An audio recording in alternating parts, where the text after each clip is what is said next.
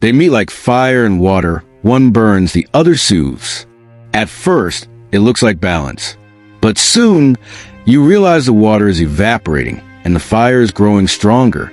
This is the paradox of the narcissist and the empath. Two personalities drawn to each other by something deeper than attraction.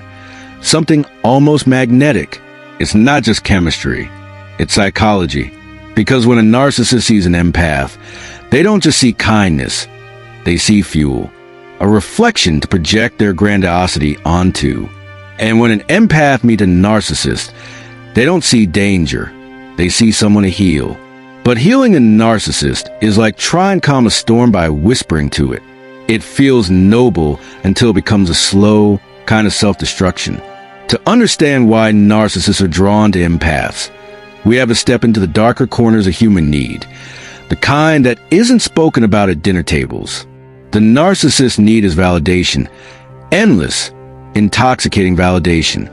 They crave admiration because beneath their confidence lies something fragile and terrified, a deep-rooted insecurity that whispers you are nothing without being seen. The empath's need is connection, deep, emotional, and meaningful. They want to understand, to heal, to nurture.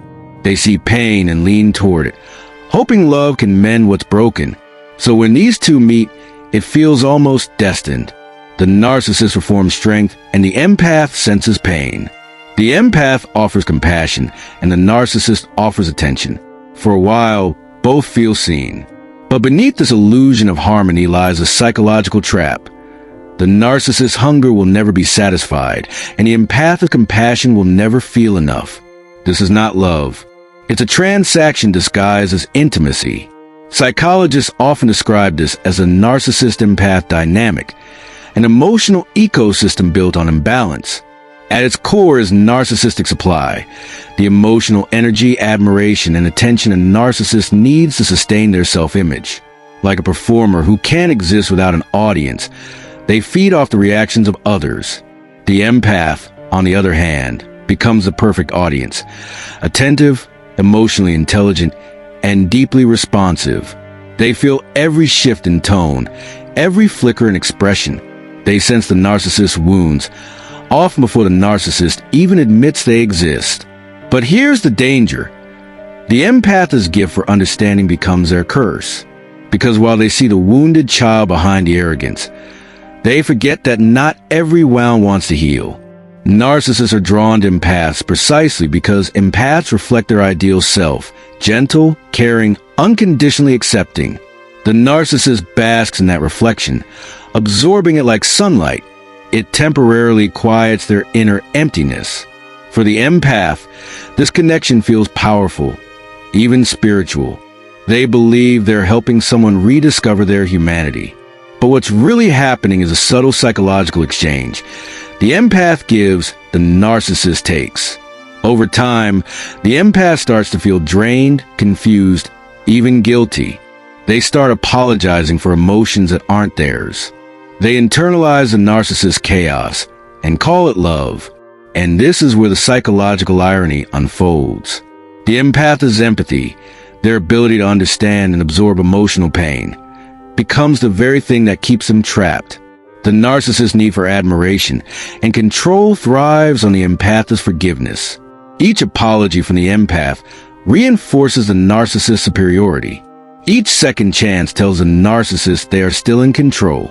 This isn't always conscious. Many narcissists don't wake up and plan manipulation. It's simply how their fragile sense of self survives. To maintain their identity, they need mirrors. Empaths, by nature, are mirrors, reflecting emotional truth, compassion, and depth. But unlike regular mirrors, empaths feel. So every reflection they offer comes with a cost, a piece of themselves. This is why the bond between narcissists and empaths feels unbreakable, not because it's healthy, but because it's built on unmet needs. The narcissist needs constant admiration to stay whole. The empath needs to feel needed to feel worthy. Together, they form a cycle, one that starts with fascination and ends in emotional exhaustion. But beneath the pain lies a haunting question. Is it possible for an empath to love without losing themselves? And can a narcissist ever love without needing to be worshipped? Now we'll go deeper into the emotional rewiring that binds them and the psychological reasons why walking away feels impossible. Because understanding the attraction is just the beginning. Breaking it, that's where the real psychology begins. The bond between a narcissist and an empath isn't just emotional, it's chemical. When they meet, it triggers something primal. The empath's dopamine rush from connection and the narcissist's adrenaline spike from conquest. It feels like destiny, but it's actually design, psychological conditioning disguised as passion. Narcissists are hunters of energy. They read emotional landscapes with precision, searching for someone whose warmth can melt their internal cold. And the empath radiates that warmth effortlessly, patient, open, forgiving. The narcissist sees this and thinks, I can live off that. But underneath the charm, there's strategy. The narcissist mirrors the empath's traits, compassion, curiosity, depth, creating a false sense of intimacy. Psychologists call this love bombing, but to an empath, it feels like finally being understood. Every word feels fated, every gesture meaningful. What the empath doesn't realize is that the narcissist isn't bonding. They're mapping. They're studying which buttons bring joy, which words calm pain, which silences trigger guilt. Because once admiration is secured, control quietly replaces connection. The empath begins to shrink. Not all at once, but gradually, until they're walking on emotional eggshells, trying to keep the peace. And here's the cruel twist. The empath mistakes this fear for devotion. They confuse chaos for chemistry. They think, if I can just love them right, maybe they'll become who they were at the start. But that person never existed. They were a reflection built from the empath's own light. Still, not all narcissists are villains. Some truly crave love, but they crave it in the only way they understand, through dominance. Their childhood wounds taught them that control equals safety, admiration equals love, and vulnerability equals danger. So they keep taking. And the empath, trained by empathy to forgive, keeps giving. This is not a love story. It's a story of imbalance. Two souls orbiting each other, both trying to heal something invisible. There's something haunting about watching an empath lose themselves in the name of love. They don't see the manipulation, they see the pain behind it.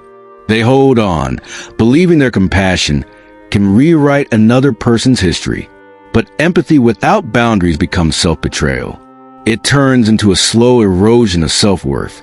The empath's heart is vast. It can absorb storms, forgive cruelty, and still whisper, I understand. But when love becomes survival, empathy mutates into addiction.